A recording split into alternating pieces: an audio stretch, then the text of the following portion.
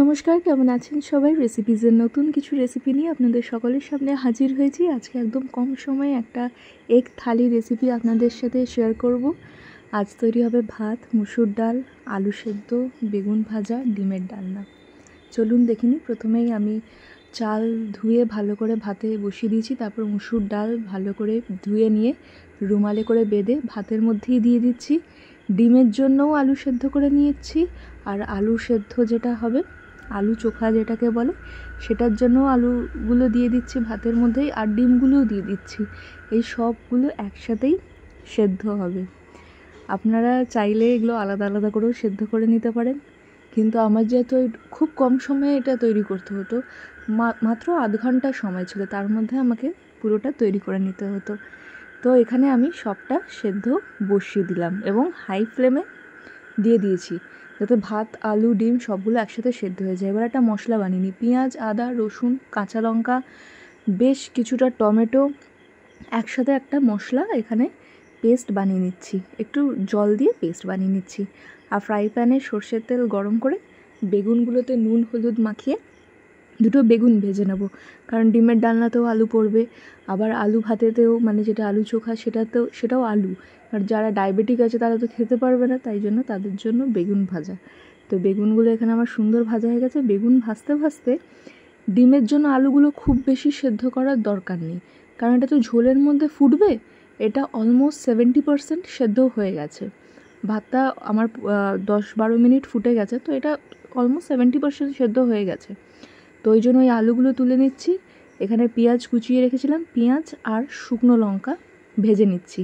এবার এই আলুগুলোকে ম্যাশ করছি। এটা আমি আলু সেদ্ধ, আলু ভাতে যেটা মাখা হবে সেটার জন্য ম্যাশ করে আলু ভাতেটা করে নিচ্ছি। দিয়ে এর মধ্যে নুন দিয়ে দিচ্ছি, আর পেঁয়াজ শুকনো লঙ্কা যেটা ভেজে রেখেছিলাম ওটা ভালো করে ভাজা হয়ে যাওয়ার পর সে ম্যাশ করে রাখা আলু দিয়ে খালি নুন দিয়ে খুব ভালো করে এটাকে নেড়ে চেড়ে মাখিয়ে নিয়েছি। একটু ঠান্ডা করে হয়ে গেলে গোল গোল করে নিলেই আলু ভাতে রেডি। এবার আবার কড়াইতে যা তেল ছিল তার মধ্যেই আমি নুন হলুদ দিয়ে ডিমের ডালনার জন্য যে আলুগুলো তুলে রেখে দিয়েছিলাম সে আলুগুলোকে আমি লাল লাল করে সুন্দর করে ভেজে নেব। এখানে ভাজতে বসিয়ে দিয়েছি। আর ডালটা সেদ্ধ মোটামুটি যতক্ষণে ভাতটা ভালো মতো পুরো পারফেক্ট কুক হবে, ততক্ষণ ডালটাও সেদ্ধ হওয়ার জন্য সময় লাগবে। তো তার মধ্যে আলুগুলো ভেজে নিচ্ছি। আলুগুলো ভাজতে ভাজতে ডিমগুলোও এইদিকে তুলে নেবো। এখানে আমার আলু লাল লাল করে সুন্দর ভাজা হয়ে গেছে। আলুটা তুলে নিয়ে আমি ডিমটাও তুলে নেব। এর মধ্যে নুন হলুদ দেওয়াই আছে। তেলটা একটু গ্যাসটা সিম করে নিয়ে এবার আমি ডিমটা তুলে নিচ্ছি। ডিমটা তুলে নিয়ে এবার ডিমগুলোকে ভালো করে আস্তে আস্তে ছাড়িয়ে নেব। একদম গরম গরম তুলছি, তো ডিমটাকে তুলেই একদম কলের তলায় রেখে দিতে হবে, তাহলে একটু ঠান্ডা হয়ে যাবে, ছাড়ানোর প্রসেসটা খুব ইজি হয়ে যাবে। ডিমগুলোকে আমি ছাড়িয়ে নিয়েছি। বাই দ্য টাইম আমার ভাতটাও হয়ে গেছে। তো ভাতটা গেলে দিয়েছি, আর ডালটাও ভাতের মধ্যে থেকে বার করে একটা বাটি করে রেখে দিয়েছি। এবার ডিমগুলোকে ভালো করে ভেজে আমি তুলে নিচ্ছি। একটু জানি, বুঝতে পারছি ভিডিওটা একটু অসুবিধা হতে পারে, চেষ্টা করেছি আপনাদের সাথে সমস্তটাই ভাগ করার। এবার কড়াইতে সর্ষের তেল গরম করে একদম বেসিক গোটা গরম মশলা দিয়ে যে পেস্টটা আমরা বানিয়ে রেখেছিলাম, পেঁয়াজ, আদা, রসুন, কাঁচা লঙ্কা, টমেটোর, সেইটা দিয়ে একটু নেড়ে চেড়ে ভালো করে এর মধ্যে রেগুলারের মশলা নুন হলুদ, কাশ্মীরি লঙ্কার গুঁড়ো, লাল লঙ্কার গুঁড়ো দিয়ে ভালো করে মশলাটা একটু কষিয়ে নেব।